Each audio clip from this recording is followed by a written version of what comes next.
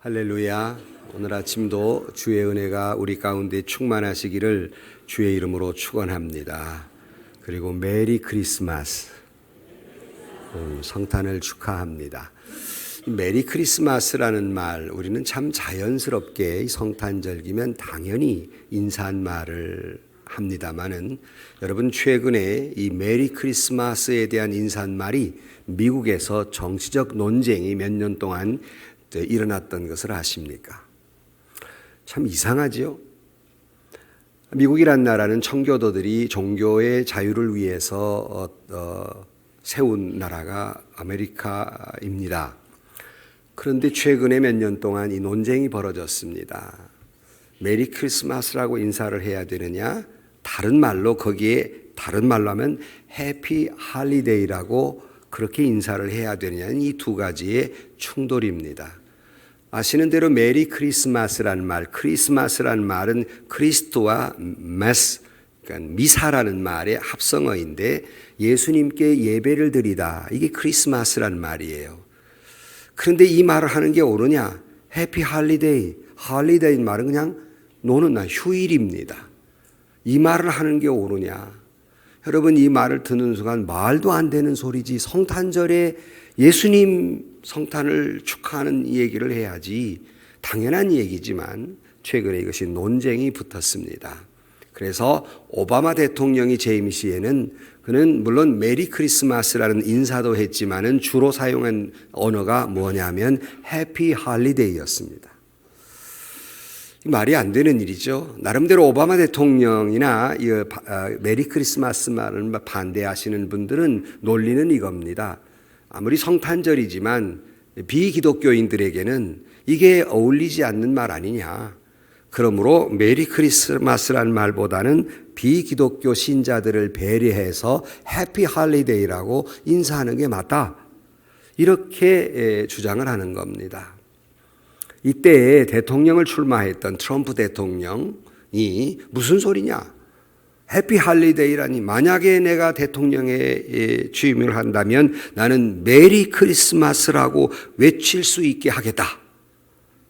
별로 제가 트럼프를 안 좋아합니다만은 이것 때문에 아마 당선된 것 같아요. 이 당연한 얘기인데 세상에 신앙적으로 세워진 국가라고 하는 미국에서 성탄절에 메리 크리스마스라고 말을 못하는 나라가 됐어요. 마치 아버지를 아버지라고 부르지 못하는 것처럼 말이 안 되는 일이 벌어지고 있습니다. 당연히 트럼프는 이렇게 주장합니다. 만약에 성탄절에 메리 크리스마스라고 말을 하지 못한다는 것은 오히려 크리스찬들에게 역차별적인 이야기가 아니겠느냐. 그래서 성탄절에는 메리 크리스마스라고 인사하는 게 맞지 않느냐 하는 주장입니다. 여러분, 지구촌에 이 성탄절에 성탄의 기쁘의 인사를 못하는 나라가 제법 많습니다. 그 중에는 어떤 나라는 제가 볼 때 영국이라고 생각을 하는데요. 물론 당연히 메리 크리스마스라고 말하지만 어디 조문에 보니까 85평 이상 되는 상점에서는 성탄절 행사를 하면 벌금을 묻는다. 무려 벌금이 얼마냐? 약 8천만 원. 그러니까 이게 뭐 행사도 못하는 거예요. 이게 지금 현재 지구촌의 현상입니다. 어디 외국만 그렇습니까? 우리나라도 어느덧 성탄절에 이렇게 번쩍이는 불을 켜놨지만 혹 상점을 지나가다가 캐롤을 들으신 적이 있습니까? 요새 캐롤 음악이 쑥 들어가 버렸습니다. 미국에서 인사말의 논쟁은 정치적 논쟁이라면 한국에서는 경제의 문제예요. 그러니까 함부로 공공한 장소에서 캐롤을 트는 것은 저작권 문제가 있습니다. 원음에 대해서 벌금을 묻기 때문에 틀지 못한다는 거예요. 오죽해서 나라에서 틀어도 된다고 말할 정도로 14곡을 선정해서 이거는 틀어도 된다 이렇게 말할 정도로 성탄절에 캐롤이 사라져 버렸습니다. 성탄절이 아닙니다. 화려한 등불은 켰습니다. 그러나 성탄의 인사도 못하는 이 지구촌의 현실이 무슨 성탄의 의미를 생각하겠습니까? 예수님을 떠오르겠습니까? 성탄절이지만 예수가 없는 성탄절, 기이한 현상이 지구촌에 벌어지고 있는 것입니다. 그러니 성탄의 참 의미인들 생각하겠습니까? 그냥 해피 할리데이, 노는 날에 불과한 그런 날이 되어버리고 말았습니다. 뿐만 아니라 언제나 성탄절은 연말이 다가오는데 우리가 이 나라도 이 연말을 다가오면서 밝은 등불을 켰지만 사실은 참 암울한 일들이 참 많습니다. 성탄을 기뻐하는 등불을 켜놓고도 마음은 어두울 수밖에 없는 것이 오늘의 현실입니다. 우리는 다시 한번 이 성탄절에 정말 성탄의 의미가 무엇인지, 주님이 이 땅에 오신 하나님의 뜻은 무엇인지 깊이 생각해야 할 절기입니다. 오늘 본문의 말씀에 보면 5절 말씀에 너희 안에 이 마음을 품으라 곧 그리스도 예수의 마음이니, 우리는 성탄절을 맞이해서 이 예수님의 마음이 어떤 마음인가를 깊이 그 의미를 생각하는 그런 절기가 되기 위해서 오늘 말씀의 제목을 예수님의 마음을 품은 성탄절, 당연한 얘기지만 그렇지 못하는 오늘의 모습을 볼 때 안타까운 일이 아닐 수 없습니다. 너희는 예수의 마음을 품으라. 예수님 마음을 품은 성탄절이 되라. 사실은 모든 것이 어찌 보면 마음의 문제입니다. 오늘날 지구촌이나 이 나라의 문제들은 무슨 과학의 문제도 아니고 정치의 문제도 아니고요. 경제의 문제도 아닙니다. 결국 우리 지구촌에 일어나는 모든 일들은 마음의 문제예요. 모든 문제가 마음으로부터 문제의 본질이 있고 이 문제의 해답도 마음으로부터 시작된다 할 수 있겠습니다. 그런데 그 마음을 이 성탄의 절기에 예수의 마음을 품으라 그랬습니다. 성탄의 절기에 우리가 신앙생활이라는 게 뭘까? 여러 가지로 정의해 볼 수 있지만 다른 의미로 말하면 신앙생활이란, 우리가 예수를 믿는 신앙생활이란 예수님을 닮아간다 말할 수 있고, 예수님을 닮아가는 삶이라고 하는 것은 예수님의 마음을 닮아가는 것이 신앙생활입니다.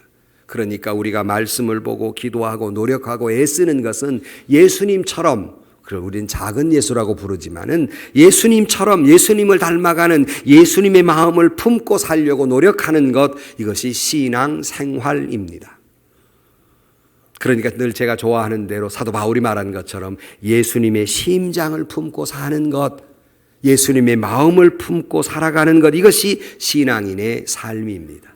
이 성탄의 절기에 우리 모두가 예수 그리스도의 마음, 예수 그리스도의 심장을 마음 깊이 모셔드리고 예수님을 닮아가는 이 성탄의 의미를 깊이 깨닫는 절기가 되기를 주의 이름으로 축복합니다. 성탄의 절기에 우리가 아름답고 화려한 등불을 켜듯이 우리 마음에도 우리가 예수 그리스도의 마음을 갖고 그리스도의 마음에 등불을 켜는 그런 절기가 되기를 주의 이름으로 축복합니다. 그다음에 첫 번째로 예수님의 마음을 품은 성탄절, 예수님의 기본적인 마음이 뭘까? 그렇다면 여러분 두말할 것도 없습니다. 우리는 예수 그리스도 또는 성탄절, 예수 그리스도의 마음, 그건 곧 사랑입니다. 주님의 마음은 사랑입니다. 그것을 부인할 수 있는 사람도 없고 이것을 부인하고자 하는 사람도 없을 것입니다. 예수님 그러면 이퀄 사랑이라는 단어를 쉽게 떠올릴 수 있습니다. 예수님이 이 땅에 오셔서 말씀하신 모든 말씀과 예수님이 이 땅에 오셔서 행동한 모든 행동은 곧 사랑으로부터 출발된 것입니다. 주님의 말씀에는 사랑이 없는 말씀은 단 한마디도 없고 주님의 행동에는 사랑이 없는 행동은 하나도 없습니다. 모두가 다 사랑이 우러나오는 행동이었고 사랑을 품은 언어였고 말씀이었고 삶이었다 할 수 있겠습니다. 예컨대 예수님이 이 땅에 오셔서 수많은 사람들을 만났는데 그 중에 어떤 경우에는 환자를 만나서 그를 어루만져주고 그의 병을 고쳐주는 행위는 곧 예수님의 사랑이 그들을 어루만지고 병에서 나음을 입을 수 있도록 그들을 치유해 준 사건이고, 또 주님이 이 땅에 계실 때 수많은 사람들을 만날 때 고아나 과부나 가난한 자나 눌린 자나 즉 작은 자들을 찾아갔을 때 예수님의 그 발자취와 예수님의 그 모든 행동은 사랑의 흔적이었다는 것입니다. 그 모든 행위를 사랑을 빼놓고는 설명할 수 없는 겁니다. 그래서 우리 주님은 하나님을 사랑하되 마음을 다하고 뜻을 다하고 정성을 다하고 힘을 다하고 목숨을 다해서 하나님을 사랑하신 분, 이분이 예수 그리스도고, 내 이웃을 내 몸과 같이 사랑하라고 말씀하신 대로 그렇게 사랑하신 분도 예수 그리스도이십니다.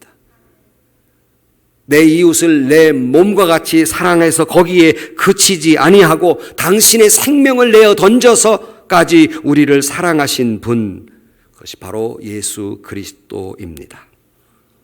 일평생 짧은 생이었지만 온통 사랑을 품고 살아가신 것, 이것이 예수님의 마음이고 행동이고 생각이 말이었습니다. 그러므로 예수님의 마음을 품은 성탄절이라고 말하려고 한다면 곧 예수님의 사랑의 마음을 품으라, 이렇게 이야기할 수 있습니다. 하나님이 저와 여러분을 사랑하셔서 그 사랑을 나누어 주시기 위해서 당신을 십자가에 달려 죽기까지, 하나님의 사랑을 온전한 증거로 십자가에 달려 죽기까지 그 사랑을 해주신 주님, 그 마음을 품고 살아가는 것은 당연한 일이 아니겠습니까? 우리가 너무나도 잘 아는 요한복음 3장 16절, 하나님이 세상을 이처럼 사랑하사 독생자를 주셨으니 이는 그를 믿는 자마다 멸망치 않고 영생을 얻게 하려 하심이라. 주님이 이 땅에 오신 것, 하나님이 세상을 이처럼 사랑하셔서 주님이 이 땅에 오신 것입니다. 사랑하시되 십자가에 달려 죽기까지 사랑하셨던 그 마음을 오늘 우리가 품어야 할 마음이라는 겁니다. 죽기까지 사랑하는 마음, 그러므로 우리는 그 사랑의 빚진 자들입니다. 내가 그런 사랑을 받았음에 우리 또한 역시 그 마음을 품고 살아가야 하며, 그것이 바로 예수님 닮은 삶이고 그것이 성탄의 참 의미라는 말입니다. 결코 해피 할리다이가 아닙니다. 선물이나 주고받는 값싼 절기가 아닙니다. 그러므로 우리는 본디 그런 마음이 있는 존재가 아닙니다. 인간이라는 것이 완악하고 대단히 이기주의적인 생각을 갖기 때문에 사랑을 주는 존재가 아니에요. 그래서 우리는 예수 그리스도의 사랑의 마음을 내가 품을 때, 그 사랑을 깨달을 때야 비로소 물과 성령으로 거듭나지 않으면 하나님 나라에 들어갈 수 없다고 말한 것처럼, 물과 성령으로 거듭난 내 마음속에 그리스도의 마음을 품을 때 비로소 주님처럼 사랑할 수 있는 존재가 되는 것입니다. 이 성탄의 절기에 이기적이고 악한 마음을 버리고 예수 그리스도를 마음에 깊이 모셔드려서 여러분 그리스도의 마음을 품은 절기, 주님의 사랑을 품은 이 성탄절이 되기를 주의 이름으로 간절히 축원합니다. 두 번째, 예수님의 마음은 어떤 마음일까? 이 마음을 품으라 말씀하시고 6절에 무슨 말씀을 하고 있냐면, 그는 근본 하나님의 본체시나 하나님과 동등됨을 취할 것으로 여기지 아니하시고 오히려 자기를 비워 종의 형체를 가지사 사람들과 같이 되셨다라고 말하면서 자기를 비우셨다 그랬습니다. 두 번째, 예수님의 마음, 바로 그것은 자기를 비우는 마음입니다. 이것을 헬라어로는 케노운이라는 말인데, 그 뜻은 어떤 것을 통에 들은 것을 다 쏟아버리는 것, 이것이 자기를 비웠다 그런 말이에요. 즉 말해서 이것이 함축되고 있는 의미는 뭐냐면, 나는 아무것도 아니라고 자기를 비워버리는 것, 이것이 예수님의 마음이고, 이것이 이 성탄의 절기에 저와 여러분이 품어야 할, 가지고 가야 할 마음이라는 겁니다. I am nothing, 나는 아무것도 아니다 하는 말이에요. 여러분, 하나님은 나를 그렇게 비울 때, 내가 비워야 하나님은 내 안에 좋은 것으로 가득 차고 넘치도록 축복해 주실 줄로 믿습니다. 내 온갖 욕망과 욕심으로 가득 차 있는 한 하나님은 여러분에게 채워질 곳이 없어요. 주님은 우리의 죄를 씻어주시기 위해서 땀과 눈물과 피를 다 쏟아 부어 주셨듯이, 우리 또한 역시 내가 부었을 때, 나를 다 비워 놓았을 때 비로소 하나님은 그 빈 마음에 풍부한 것으로 채워주신다는 말입니다. 고린도후서 8장 9절 말씀에 우리 주 예수 그리스도의 은혜를 너희가 알거니와 부요하신 이로 너희를 위하여 가난하게 되시면 그의 가난함으로 말미암아 너희를 부요하게 하려 하심이라. 예수님이 다 비워놓은 것은 저와 여러분을 부요케 하기 위함이며 그를 닮아가는 사람이 자기를 다 비울 때 부요케 하시기 위해서 주님이 가난하게 되셨다 하는 거예요. 여러분, 우리는 마음을 비우면 비울수록 풍요롭고 부유하게 됩니다. 내 마음을 비울수록 그는 큰 사람이 됩니다. 내 마음을 비우면 비울수록 그는 행복한 사람이 될 것입니다. 아니, 역으로 말하면 내 마음을 비우지 못하면 비우지 못할수록 가난뱅이가 됩니다. 내 마음을 비우지 못할수록 커진 사람이 아니라 쪼잔한 인간이 됩니다. 내 마음을 비우지 못할수록 행복한 사람이 아니라 불행한 사람이 됩니다. 2019년 크리스마스에 우리 다시 한번 나를 다 비우는, 나를 비워넣는 이 성탄절, 나를 몽땅 쏟아 놓아버리는 하나님 앞에 나는 아무것도 아닙니다. 자기의 욕망과 욕심과 자기됨, 자기 자랑 다 내어놓는 이 성탄의 절기가 되기를 주의 이름으로 축복합니다. 나는 아무것도 아닙니다.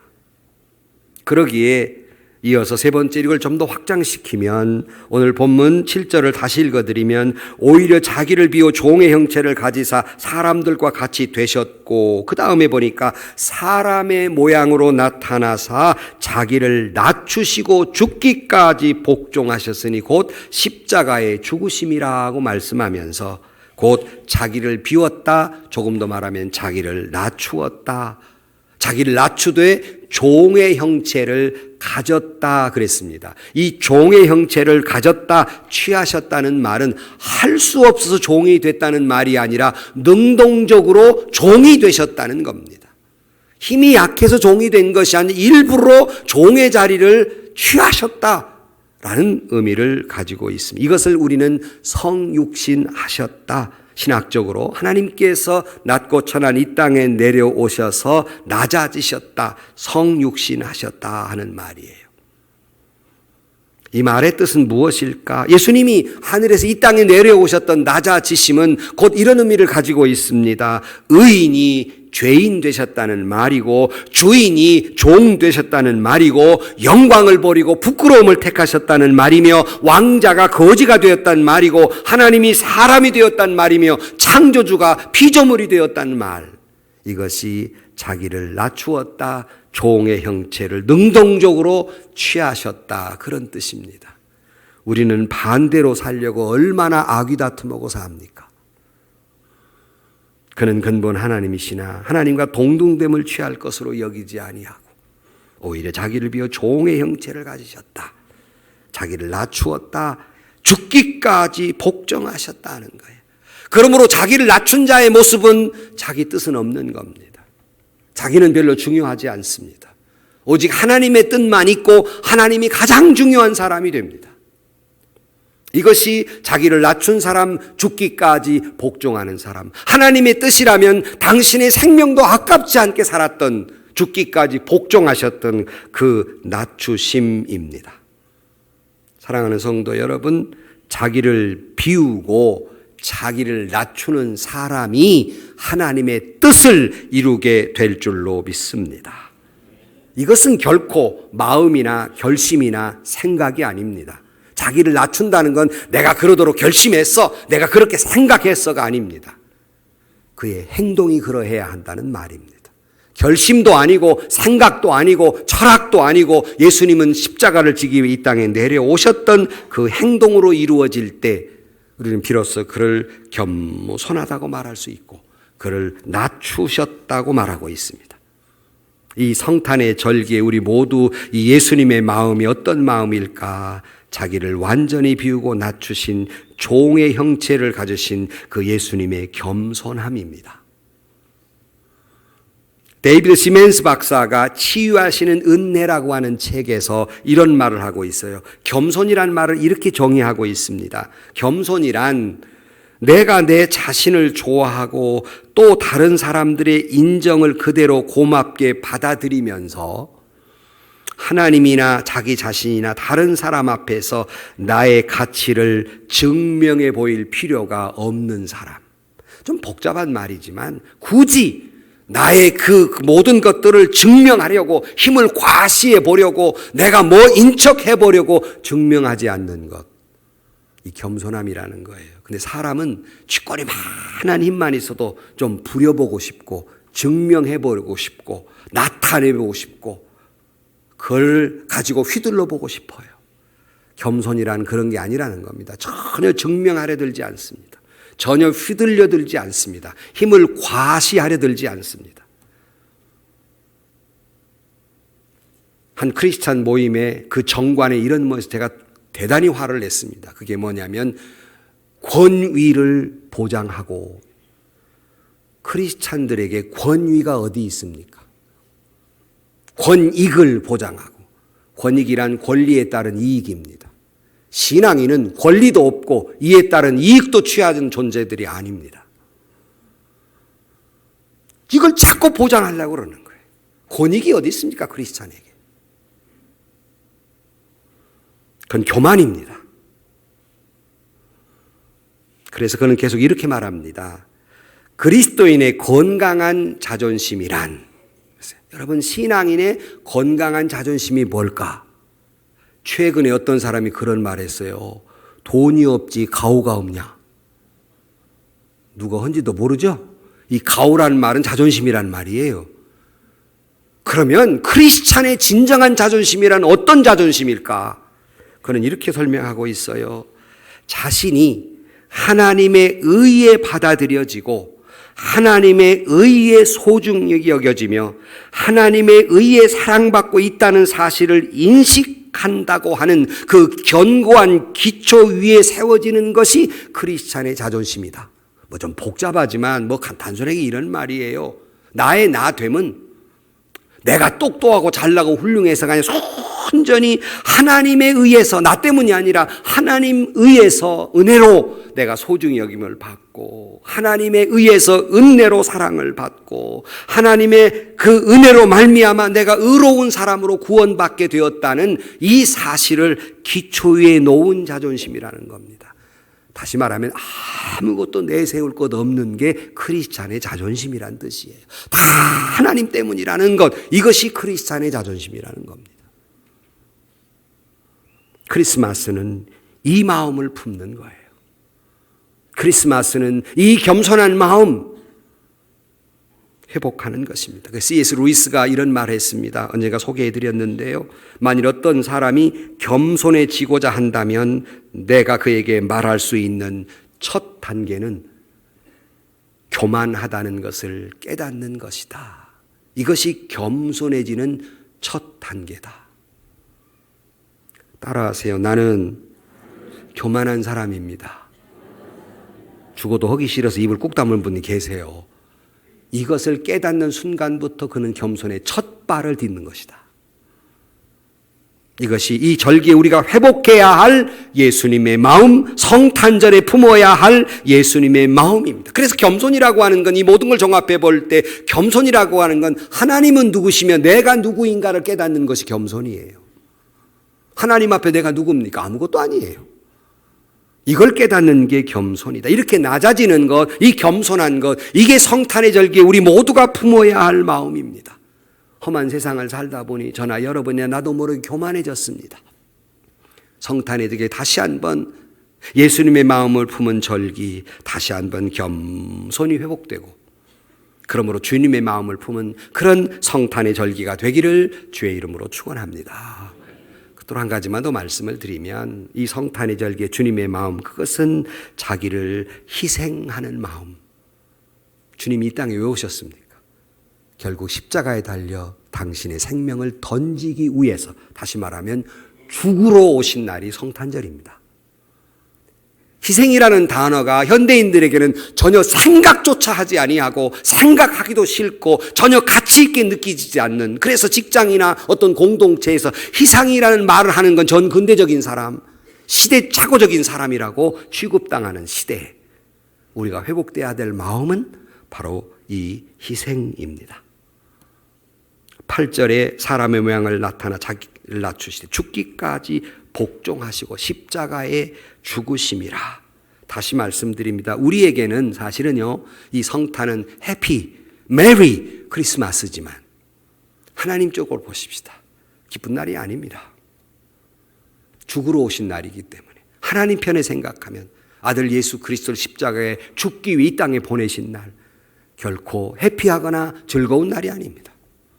희생하러 오신 날, 십자가에 죽기까지 당신을 내던지기 위해서 오신 날이기 때문에 우리 입장에서는 은혜의 절기이지만 하나님의 입장은 결코 낭만적인 절기가 아니에요. 예수님이 죽으러 오신 날. 여러분, 그래서 우리가 귀담아 들어야 할 말은 아무런 대가를 치르지 않고는 아무것도 이룰 수 없다는 말 수도 없이 했습니다. No cross, no crown. 희생 없이는 이루는 것도 없어요. 희생 없이 되는 일이 없습니다. 유명한 설가 W. 워러비는 이렇게 말합니다. 어떤 축복이 있기 위해서는 반드시 그만한 피 흘림이 있어야만 한다. 지난번에도 말씀드렸듯이 이 교회가 여기까지 이루기까지는 그냥 이루어진 것이 아니다. 어떤 희생의 대가가 이루어서 이렇게 이루어진 것이지, 물론 첫째는 예수님의 은혜이지만 그냥 이루어진 것이 아니다. 어떤 축복이 여러분에게 임하게 반드시 그만한 희생이 따라야 하는 것이다 하는 말씀입니다. 주님은 그 희생을 기쁘시게, 힘들었지만 고통스러운 일이었지만, 그래서 땀을 핏방울처럼 흘려가며 기도할 수밖에 없었던 괴로운 일이었지만 감당할 수 있었습니다. 참 희생이 있는 곳에 참 기쁨이 있고 보람이 있고 가치가 있고 영광이 있기 때문에 고통스러운 그 길을 감당하실 수 있었습니다. 그럴 때 하나님께서 어떻게 응답하셨을까? 10절로 11절 말씀.